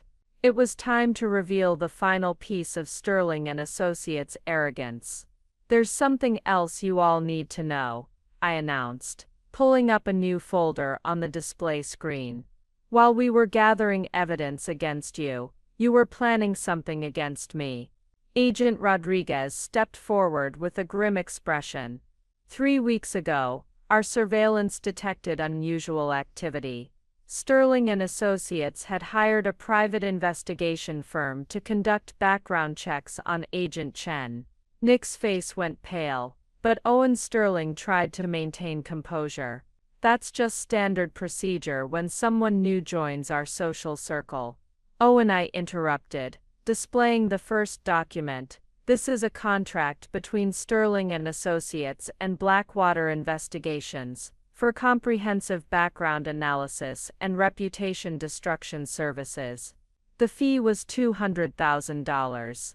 The silence was deafening as the crowd processed what they were seeing. "Reputation destruction," Carol Sterling whispered. I clicked to the next document. A detailed plan outlining how to discredit me professionally and personally. "This is Blackwater's strategy memo. Phase 1 involved fabricating evidence that I was mentally unstable. Phase 2 included creating false allegations about my professional conduct. Phase 3 was designed to have me committed for psychiatric evaluation." Dave Milliken was shaking his head frantically. "We never authorized anything like that," Dave Agent Rodriguez said, pulling up bank records. "This is a wire transfer from your personal account to Blackwater Investigations, dated 2 weeks ago. The memo line reads, 'Final payment for Mira Neutralization Project.'" The words neutralization project hung in the air like a physical threat. Aaron Stone found his voice. "That doesn't prove we knew what they were planning." Aaron, I said, pulling up an email. This is your message to Blackwater's director. Whatever it takes to discredit the wife. She's been asking too many questions about our environmental work. Make her disappear from our lives permanently. I let that sink in before continuing. Make me disappear permanently. Not just from your social circle, permanently. Nick was staring at me with an expression I'd never seen before, complete panic mixed with something that looked like genuine fear. Mira, I swear I didn't know they meant. Nick, I interrupted, displaying another document. This is your email to Owen Sterling from last week. Mira's been acting strange lately, recording conversations, asking detailed questions about our cases. I think she might be working for environmental groups. We need to handle this before she becomes a problem. The crowd was completely silent now, understanding that they were witnessing something far more sinister than corporate corruption. Agent Rodriguez pulled up another screen showing surveillance footage. This is video from 3 days ago. Owen Sterling meeting with Marcus Volkov, the director of Blackwater Investigations at the Riverside Country Club. The video showed Sterling handing over a thick envelope while discussing something intensely with a man who looked like he belonged in organized crime rather than private investigation. Volkov specialized in making inconvenient people disappear, I continued. His methods included manufacturing evidence of mental illness, orchestrating apparent accidents, and in extreme cases, arranging for targets to be found dead from apparent suicide. Carol Sterling was openly weeping now. Owen, what did you do? He hired someone to kill me, I said simply. Because I was asking too many questions about why children were getting cancer near your development projects. I clicked to another document, a timeline showing the escalation of their plans. The psychiatric commitment was scheduled for this Friday. I would have been declared mentally incompetent and institutionalized. My testimony about environmental crimes would have been dismissed as the ravings of a disturbed mind. Owen Sterling was shaking his head desperately. That wasn't the plan. We just wanted to discredit. Owen, Agent Rodriguez interrupted. We have recordings of your conversations with Volkov. You specifically discussed making Agent Chen's death look like suicide brought on by mental illness. The weight of that accusation seemed to crush what remained of Sterling's composure. The beautiful irony, I continued, is that your plan to neutralize me provided additional evidence of criminal conspiracy. Attempting to murder a federal agent during an active investigation adds another 25 years to your sentence. Nick looked like he might collapse. Mira, I never wanted you hurt. I loved you. You loved the idea of me. I corrected sadly. The naive wife who wouldn't ask difficult questions. When I started acting like the trained federal investigator I actually am, you decided I needed to disappear. I pulled up the final document in this folder, a payment schedule showing how the murder would have been funded. This is the payment structure for my assassination, I announced to the stunned crowd. $50,000 up front, $100,000 on completion, and a $50,000 bonus if my death discredited ongoing environmental investigations. Agent Rodriguez checked her phone and looked up with grim satisfaction. Marcus Volkov was arrested 2 hours ago at his office. He was found with detailed plans for Agent Chen's murder, including methods for making it appear accidental. The scope of their desperation was finally clear to everyone present. These weren't just lawyers who had bent environmental rules, they were people willing to commit murder to protect their criminal enterprise. The counterattack failed, I concluded, because you never understood who you were really fighting. You thought you were dealing with an inconvenient wife. You were actually trying to murder a federal agent who had already gathered enough evidence to destroy your entire network. Patricia Rodriguez stepped forward again, her voice filled with quiet rage. You were going to kill her for trying to protect our children. The question hung in the air without answer, because there was no justification for what Sterling and Associates had planned. But their willingness to commit murder was just one part of a conspiracy that reached much further than anyone had imagined. Agent Rodriguez's phone had been buzzing constantly throughout the evening, but the expression on her face as she read the latest message told me that the arrests happening simultaneously across the country were revealing something even more disturbing than we had anticipated. "Agent Chen," she said, her voice carrying a new urgency, "we need to show everyone the real scope of what we've uncovered tonight." I nodded, understanding that the Sterling and Associates network was just one tentacle of something much larger. "Ladies and gentlemen, what you've witnessed tonight is not an isolated case of corporate corruption. It's part of a coordinated attack on environmental protection that spans the entire western United States." The display screen changed to show a map of the United States with red dots marking locations across multiple states. Each dot represented a law firm, consulting company, or government office that was part of the network. "This is the complete conspiracy," I announced. 47 law firms, operating in identical patterns, using the same methods, often coordinating their activities across state lines. Owen Sterling was staring at the map with growing horror. "That's impossible. We never coordinated with other firms." Agent Rodriguez interrupted, pulling up a series of email communications. "These are messages between Sterling and Associates and law firms in 6 other states. You were sharing strategies for bribing inspectors, trading information about which judges could be bought, and coordinating the timing of development projects to avoid federal oversight." I clicked to zoom in on the Pacific Northwest region.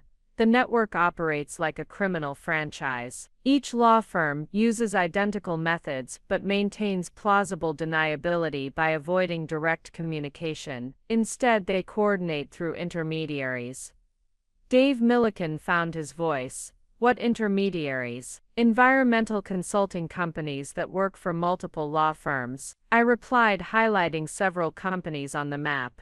"Ecological Solutions Inc., the company that falsified your environmental reports, also provides identical services to law firms in Oregon, Washington, Nevada, and Colorado." Agent Rodriguez pulled up a new document. "This is the master client list from Ecological Solutions Inc. They've provided falsified environmental reports for over 300 development projects across 7 states. The scope was staggering. 300 projects meant thousands of families potentially exposed to contamination."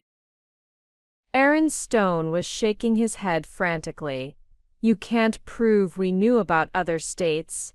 "Aaron," I said, displaying a conference schedule, "this is the agenda from the Western Environmental Law Conference that you attended last year. The panel you participated in was titled Streamlining Environmental Compliance Across Multiple Jurisdictions. Your presentation specifically outlined how to coordinate environmental fraud across state lines." I clicked to show photographs from the conference. Aaron Stone presenting to a room full of lawyers from different states, all taking notes on his streamlining strategies. But the coordination goes deeper than just sharing strategies. Agent Rodriguez continued, pulling up financial records. The law firms were also sharing the costs of bribing federal officials. She displayed a spreadsheet showing contributions to what appeared to be a joint fund. Sterling and Associates contributed $400,000 last year to something called the Western Development Initiative. So did law firms in 6 other states. Carol Sterling whispered, "What was the money for?" "Bribing EPA regional administrators," I replied grimly. The Western Development Initiative was a slush fund used to corrupt federal environmental oversight across the entire western region. I pulled up photographs of federal officials at luxury resorts, receiving envelopes from well-dressed men who looked like corporate lawyers. These EPA administrators were supposed to be conducting independent reviews of environmental impact assessments. Instead, they were being paid to rubber stamp approvals for projects they knew were environmentally dangerous. Nick looked like he might be sick. "Federal administrators? How many?" 17 EPA officials, including 3 regional administrators who oversee environmental compliance for 11 western states, Agent Rodriguez answered. They were all arrested tonight. The implications were overwhelming. The entire federal environmental protection system for the western United States had been compromised. The network also included coordination with state-level politicians. I continued, displaying another set of documents. Campaign contributions were funneled through the law firms to governors, state legislators, and attorney generals who could influence environmental regulations. Owen Sterling slumped against his restraints. How many politicians? 43 elected officials across 7 states have received money from this network, Agent Rodriguez replied, including 2 governors who signed legislation weakening environmental protections in exchange for campaign contributions. I pulled up a timeline showing how the network had evolved over the past decade.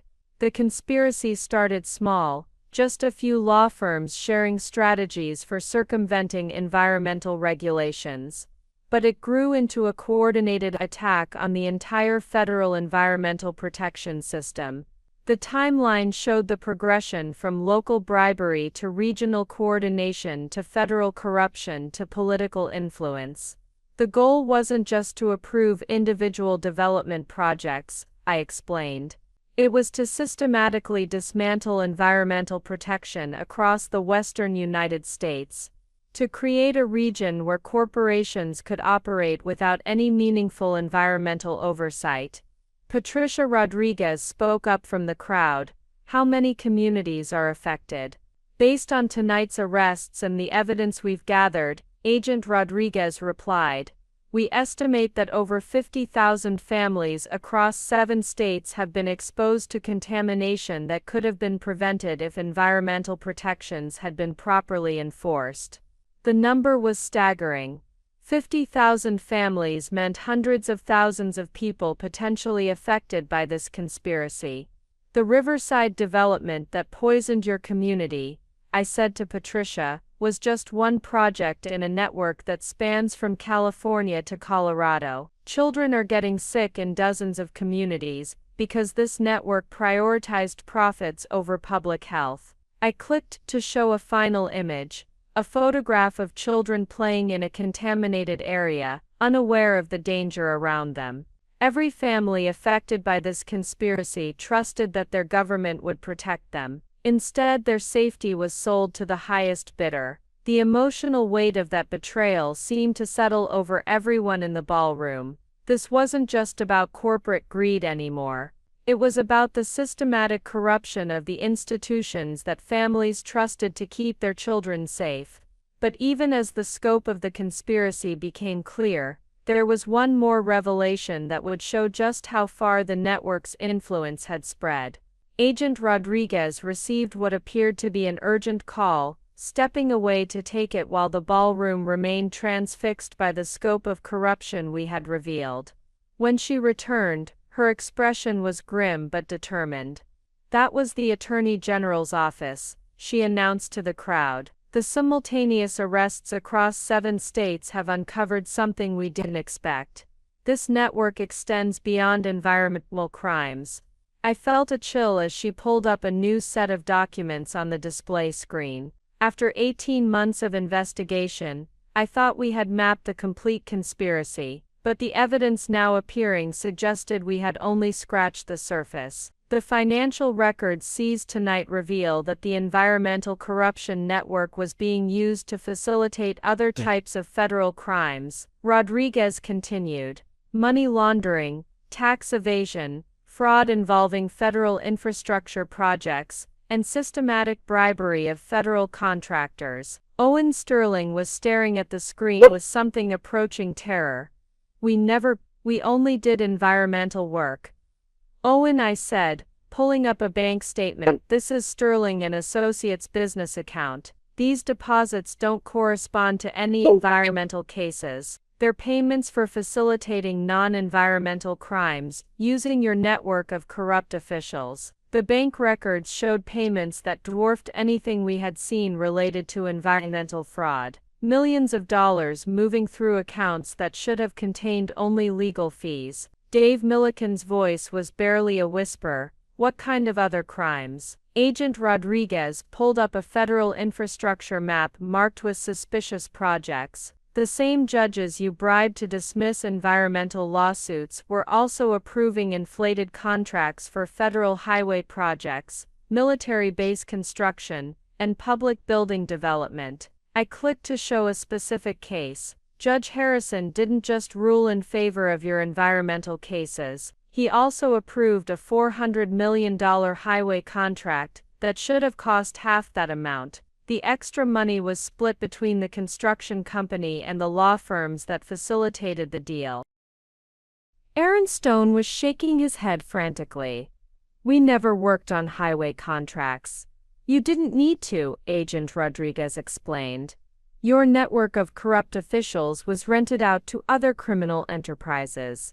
Sterling and Associates provided access to bought judges, and other organizations used that access for their own crimes.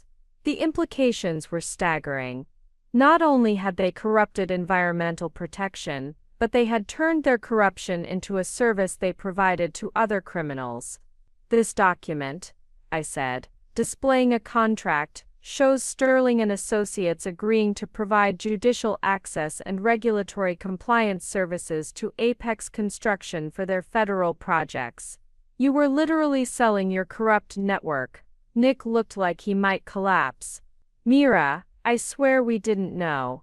Nick, I interrupted, showing him an email he had sent. This is your message to Owen Sterling. The Harrison connection is paying off. We made more money this month from non-environmental cases than from our regular practice. You knew exactly what was happening. Carol Sterling was openly weeping. How much money are we talking about? Agent Rodriguez pulled up financial summaries from multiple accounts. Based on the records seized tonight, the Sterling and Associates network facilitated approximately $800 million in federal crimes over the past 3 years. The amount was incomprehensible. $800 million in stolen taxpayer money, facilitated by lawyers who were supposed to uphold the law. But the financial crimes are just part of it, I continued, pulling up another set of documents. The network was also used to obstruct justice in federal investigations unrelated to environmental issues.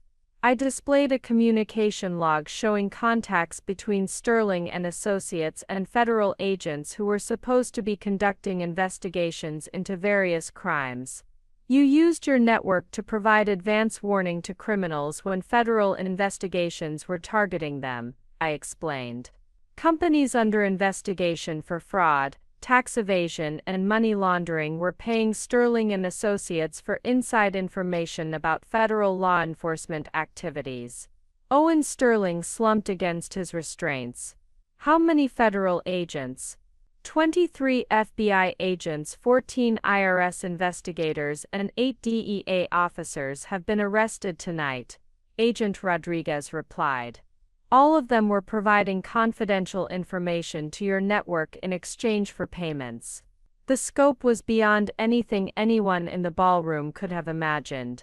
This wasn't just environmental corruption, it was systematic corruption of federal law enforcement itself. The really disturbing part, I said, pulling up a timeline, is how this evolved. You started by bribing local inspectors to overlook environmental violations. But once you had a system for corrupting officials, other criminals wanted to use that system. The timeline showed the progression from environmental crimes to a full-service corruption network that facilitated everything from tax fraud to obstruction of justice. Sterling and Associates became a criminal services company, Agent Rodriguez added. Need a judge bot. Call Sterling and Associates. Need federal investigators compromised? Sterling and Associates could arrange it. Need environmental crimes covered up. That was just their original specialty. I looked around the ballroom at faces that showed complete shock and disbelief. Even the federal agents looked stunned by the scope of what had been uncovered. The arrests tonight include 137 people across 7 states, I announced.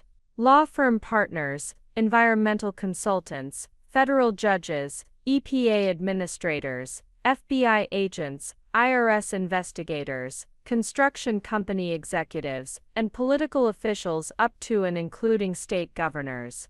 Patricia Rodriguez stepped forward, her voice filled with quiet rage. You turned the entire justice system into a criminal enterprise. The question hung in the air without answer because there was no justification for what had been revealed.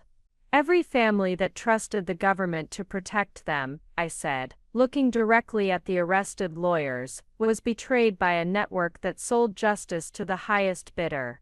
But the true cost of this betrayal was about to become clear in the most personal way possible.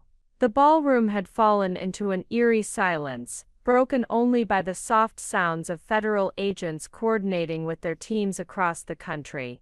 But I knew it was time for the most difficult part of this entire operation, the final confrontation with the man I had once loved.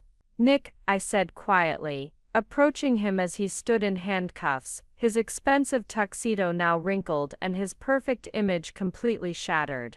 Do you understand what you've done? He looked up at me, with eyes that seemed to see me clearly for the first time in 18 months. Mira, I never meant for children to get hurt. But they did get hurt, I replied, my voice steady despite the emotion churning inside me. Emma Rodriguez is dead, Nick. A 6-year-old girl who trusted you to keep her safe is dead because you chose money over her life. The weight of that single name seemed to crush what remained of his composure.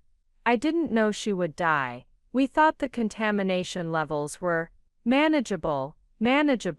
Patricia Rodriguez stepped forward, her voice filled with quiet fury. My daughter's cancer was manageable to you. Nick couldn't meet her eyes. The confident lawyer who had dismissed me as clueless just hours earlier was gone, replaced by a broken man facing the consequences of his choices. You stood in my living room last year, Patricia continued, and promised my daughter that lawyers like you would never let anything bad happen to children. Do you remember that promise? I remember, Nick whispered. She believed you, Patricia said, tears flowing freely now. Even when she was dying, even when the doctors said there was no hope, she still believed that the adults in her world were trying to protect her. I pulled out my phone and displayed a photograph of Emma Rodriguez, the same gap-toothed smile, the same bright eyes that had trusted Nick to keep her safe. This is who you killed, I said quietly.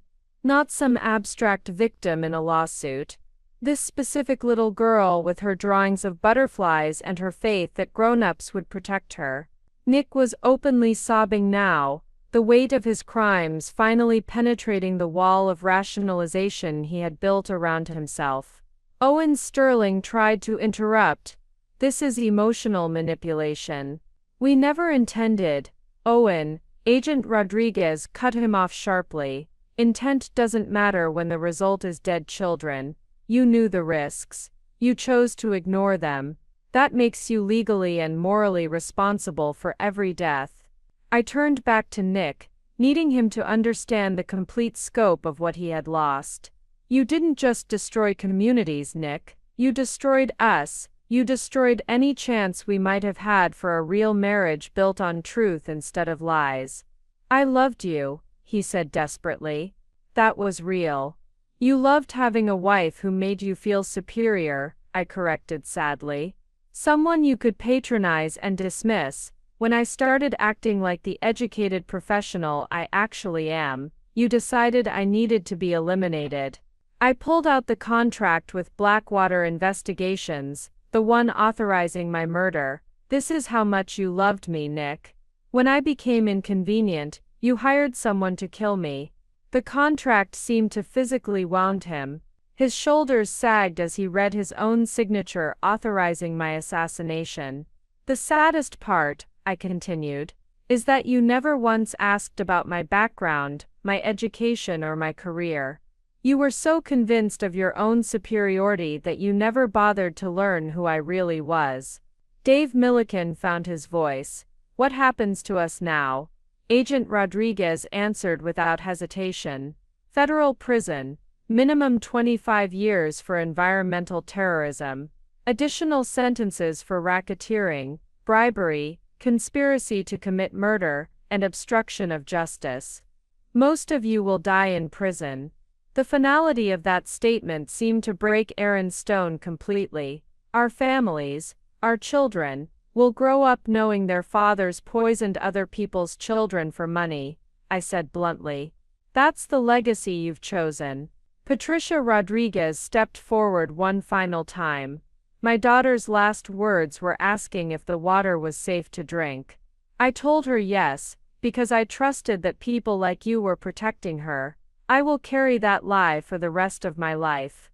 Nick looked up at her with something approaching genuine remorse. I'm sorry. I know that doesn't mean anything, but I'm sorry. You're right, Patricia replied quietly. It doesn't mean anything. Sorry doesn't bring back my daughter. The confrontation was over. There was nothing left to say, no redemption possible, no forgiveness that could undo the damage they had caused. As federal agents prepared to transport the prisoners, I realized that this moment, seeing Nick stripped of his arrogance and forced to confront the human cost of his crimes, was both the most satisfying and the most heartbreaking part of the entire investigation. As the federal agents began processing the arrests and preparing to transport Nick and his colleagues, my phone buzzed with an urgent call from the EPA director's office. The conversation was brief but transformative. Agent Chen, Agent Rodriguez said as I ended the call, "What was that about?" I turned to address the crowd, many of whom were still processing the magnitude of what they had witnessed. That was EPA Director Sarah Williams. The Environmental Crimes Task Force has been given emergency authority to begin immediate remediation of all contaminated sites identified in tonight's investigation. The implications began to sink in for everyone present. This wasn't just about arrests and prosecutions anymore. It was about immediate action to protect communities. Starting tomorrow morning, I continued, EPA emergency response teams will begin cleanup operations at Riverside Meadows and 16 other contaminated sites across 7 states. The cost will be covered by assets seized from the criminal network. Patricia Rodriguez stepped forward with tears in her eyes.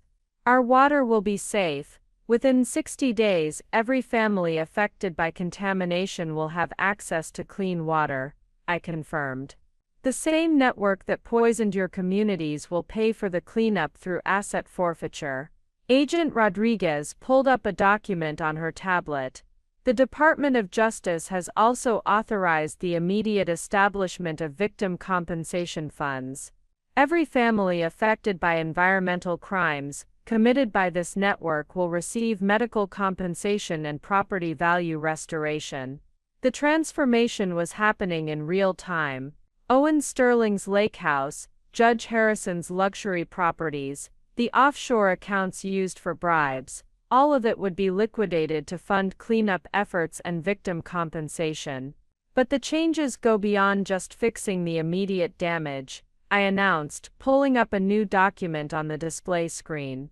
The evidence gathered in this investigation has prompted federal legislation to completely overhaul environmental crime enforcement.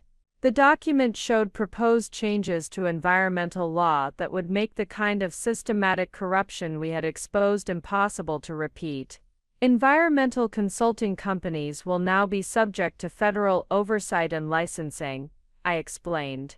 Judges who handle environmental cases will be required to disclose all financial relationships with development companies. EPA inspectors will be monitored by independent oversight boards. Dave Milliken, despite his handcuffs, found his voice. You're changing the entire system. We're fixing the system you broke, Agent Rodriguez replied sharply. The Environmental Protection Act of 2024 will will include provisions specifically designed to prevent the kind of network corruption you created. I looked around the ballroom at faces that showed a mixture of shock, relief, and cautious hope. The law will also establish mandatory sentences for environmental terrorism. Anyone who knowingly contaminates water supplies or falsifies environmental reports will face federal charges with no possibility of plea bargaining. Carol Sterling whispered, "How long have you been planning all this?" "The legislative proposals have been in development for 2 years," I replied.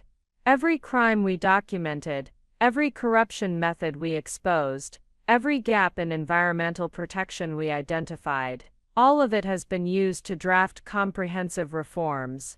The scope was overwhelming. Not only had we exposed and prosecuted the criminal network, but we had used the evidence to create permanent changes that would prevent similar crimes in the future.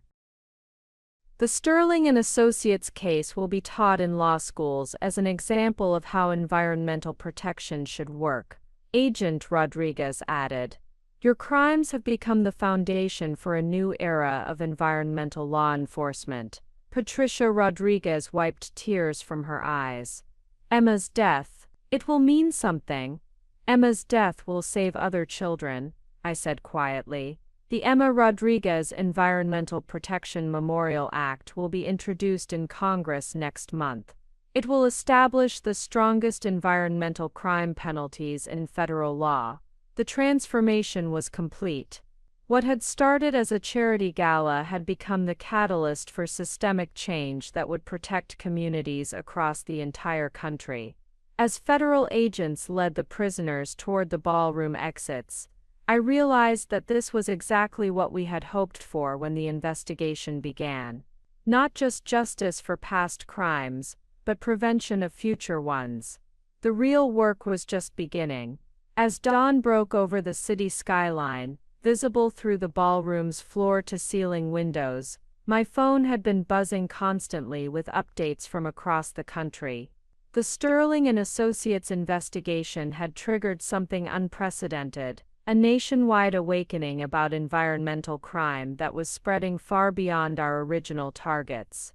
Agent Chen, Rodriguez said, approaching with her tablet displaying news feeds, "You need to see what's happening." The screen showed live news broadcasts from multiple cities. Environmental groups were holding emergency press conferences. Law firms were scrambling to review their environmental practices.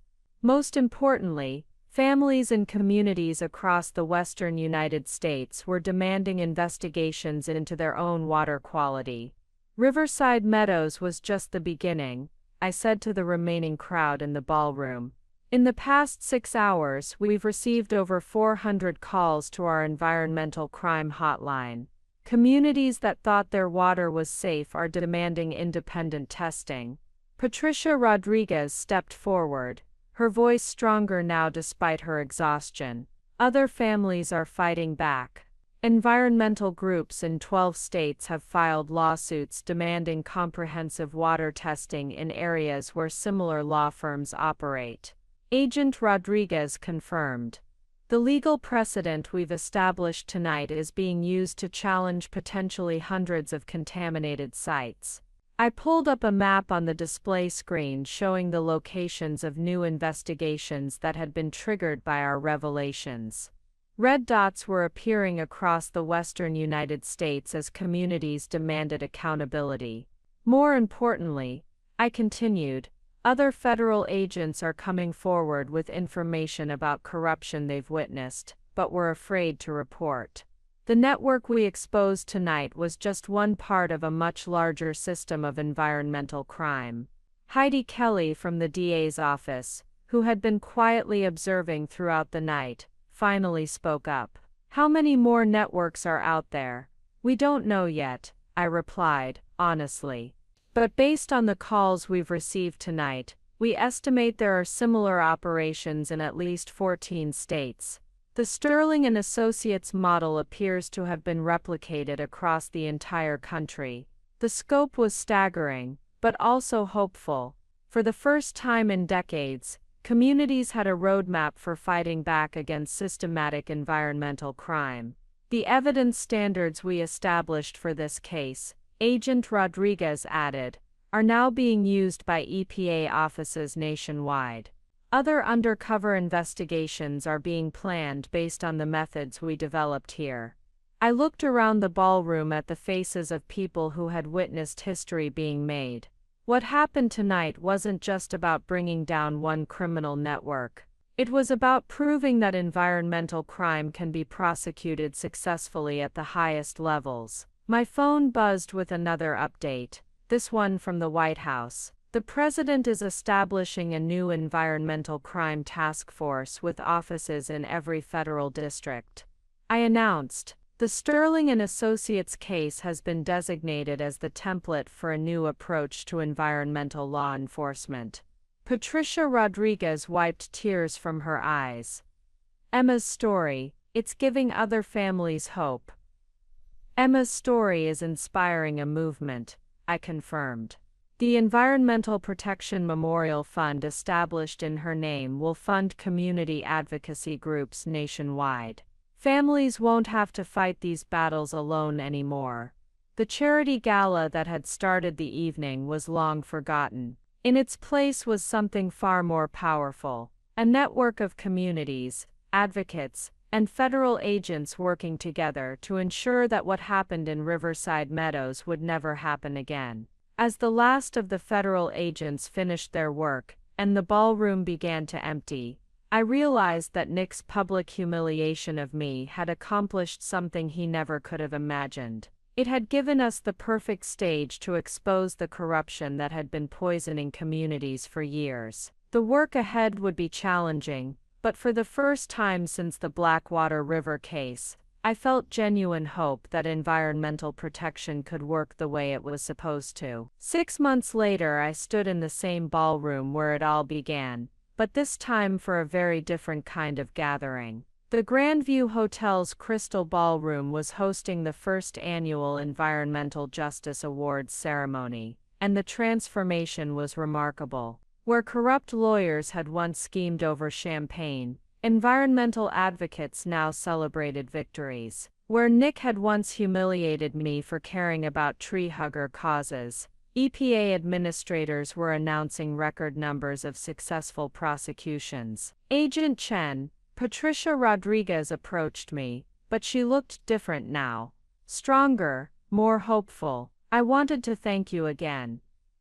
Patricia, you don't need to thank me, I replied warmly. You and Emma were the real heroes of this story. She smiled, holding up a photograph. It was Emma, but this time surrounded by other children, all healthy, all playing in clean water. This is the new playground in Riverside Meadows. The EPA finished the cleanup 2 months ahead of schedule. The transformation of Riverside Meadows had become a model for environmental restoration nationwide. Clean water, remediated soil, and a memorial garden where Emma's favorite butterflies now flourished.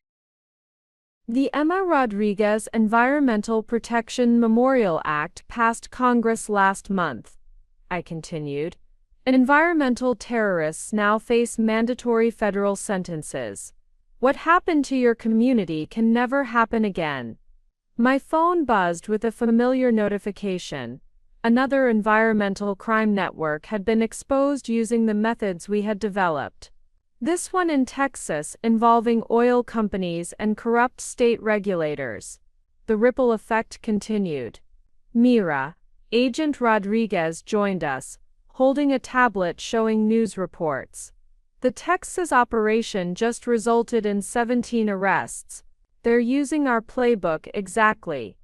I smiled, watching the news coverage of yet another environmental crime network being dismantled. How many is that now? 47 separate networks exposed in 18 months, she replied. Over 300 arrests nationwide. The Sterling and Associates investigation really did change everything. As I looked around the ballroom, I saw faces that represented hope rather than corruption. Environmental lawyers working pro bono for contaminated communities. EPA agents, who could finally do their jobs without interference. Families who had clean water for the first time in years. Nick and his colleagues were serving their sentences in federal prison. Owen Sterling had been sentenced to 45 years. Dave Milliken received 35 years. Aaron Stone got 28 years. Nick himself was facing 38 years without possibility of parole. But their downfall had created something beautiful. A system where environmental protection actually worked. You know what the best part is? Patricia asked, looking around at the celebration. What's that? Emma would have loved this, she said quietly. All these people working to protect children she'll never meet. Her butterflies are everywhere now.